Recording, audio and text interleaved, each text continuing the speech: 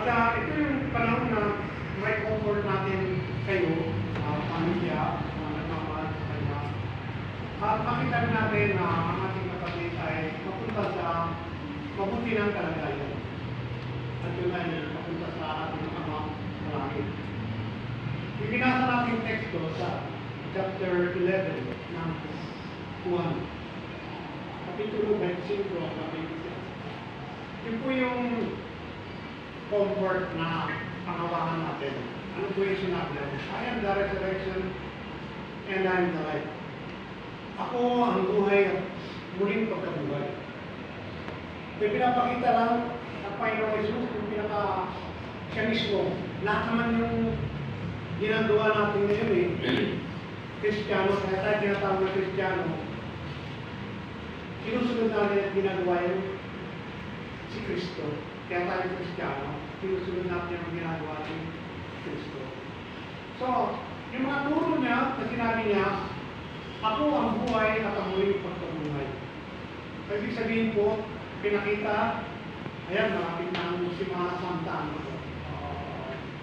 Lumipat na, April, mga araw, pinapakita lang doon na Panginoon Jesus ay namatay, pero nabuhay ng ikatlong araw. Ito ba? So, tawag doon ay muling pagkabuhay o resurrection. Ang tawag din, kung dumating tayo sa ganitong panahon, ang sabi nga natin ay pumunta na sa kabilang buhay, yumaho. Ay alam natin na katulad ng Panginoon Jesus, siya rin ay muling magbubuhay. Kung tayo rin ay dumating sa ganitong punto, muli rin tayo magbubuhay. Kapagkat si Yesu Cristo mismo ay nabuhay. Ipinakita niya nang siya'y magbayubay sa krus, namatay, at may tatlong araw siya ay muling nabubuhay. Kaya tayo rin ay muling magbubuhay. At sinabi rin sa aklat na binasa natin sa aklat ng mga buwan, na kung kayo ay nananalig at sumasasalatayan sa Kanya, ay tiyak na kayo ay magkakaroon ng buhay na walang hanggan o muling mabubuhay. May istorya sa Bible, si dalawa yung mayaman. Yung mayaman at saka yung mahirap. Yung mayaman, habang buhay pa siya, siyempre, pag mayaman, alam natin, kompleto, pagkain, mga kotse, iba pa, mayaman nga Yung mahirap, kung ano lang yung tira-tira ng mayaman, yun na kanyang nakakain, pinasahin, sobrang inyong talaga. Nung mamatay yung mahirap at mayaman, ano po ang nangyari? Yung mayaman ay kung siya ay hindi kumilala kay Jesus o sa pagiging Kristiyano o pagiging makadiyot, siya ay pumunta rin sa dagat-dagat ang apoy, sa impyerno. At yun namang mahirap, si Lazaro ang pangalan, may pangalan siya, si Lazaro, ay pumunta rin sa langit. Ngayon, ang sila, dito yung sa impyerno, dito sa langit si Lazaro. So, baliktad naman, nung nasa lupa, yung namumuhay sila sa lupa, masaya si mayaman kasi dito siya, pero si mahirap sumawa. Pero nung sa kabilang buhay, baliktad. Si mahirap andun sa langit, masaya, kasama ng Panginoon, ng anghel. Pero si mayaman andun sa dagat-dagat na hindi namamatay ang mga kupot, hindi namamatay ang nandun sa kanya. So doon ini-illustration yung dalawang pupuntahan ng tao. So sabi ni mayaman, Panginoon, pwede bang doon man lang ng daliri ni Lazaro isaw-saw sa tubig at malamigan man lang ako kundi? Hindi na pwede, sabi ng Panginoon, kasi nung nasa lupa ka, ikaw nga, hindi mo pinuluan, ikaw nakakalap na doon. Pangalawa, Panginoon, pwede bang bumalik ako sa lupa? Para masabihan ko yung mga kamag-anak ko na magsisi sila ng kasalanan at kung pinag-gumawa ng mga bagay na hindi nakakatulog sa Diyos. Para huwag silang pumunta rin sa kinalalagyan ko. Kasi alam ko yung mga kapatid ko sa lupa ay hindi maganda ang buhay, hindi lang sila sa buhay at turo at aral ng Panginoon.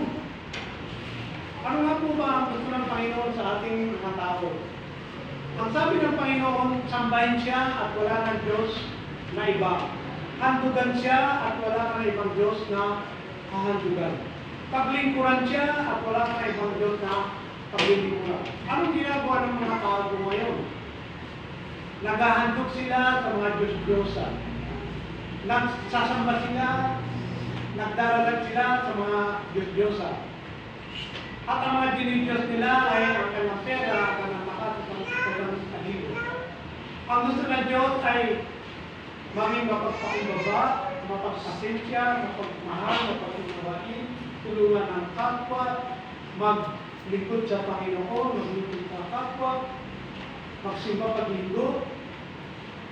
Ayun, magsimba pa ba tayo paglinggo?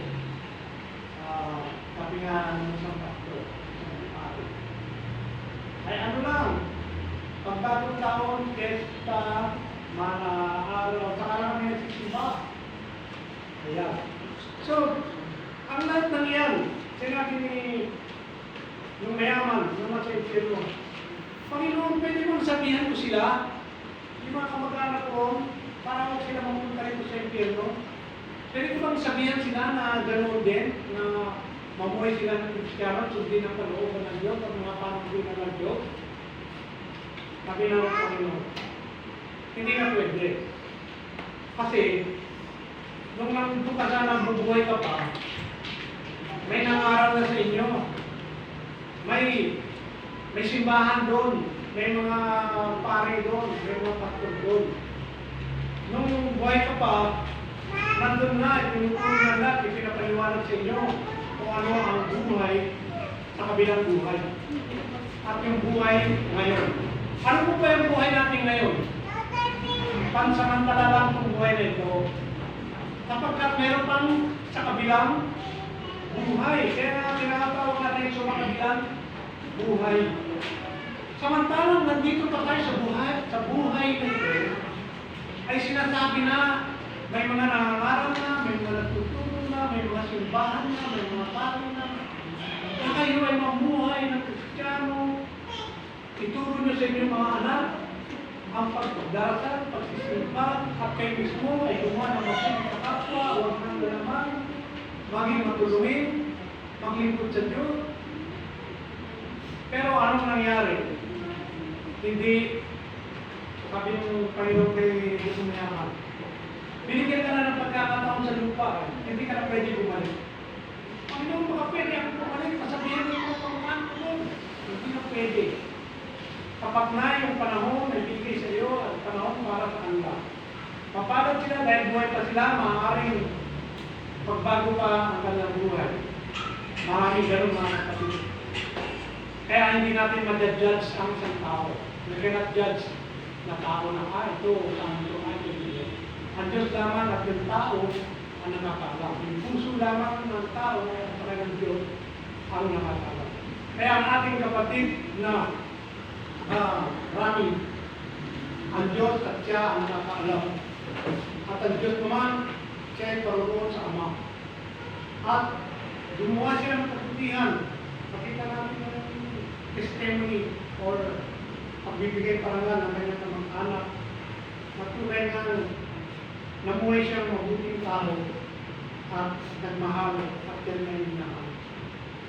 Kaya sa ganung puntos, alam natin na sa Ama siya pumunta doon sa langit dahil ginampanan niya ang pagbubuhay niya isang maayos na namuhay sa mundo ito. Yun nga lang, malulog tayo lahat, lalo tayo pangalaman kasi ayaw pa natin na umuwi na siya sa Ama. Pero wala tayong magagawa kasi yun ang pinagdalan Diyos sa kanya. Ako 65 na. Pero 20 years ago, ako yung nakapiraran sa kasakit ng mga tao. Pero nagbuhay pa din ako. Bakit kaya? 65 na ako ngayon.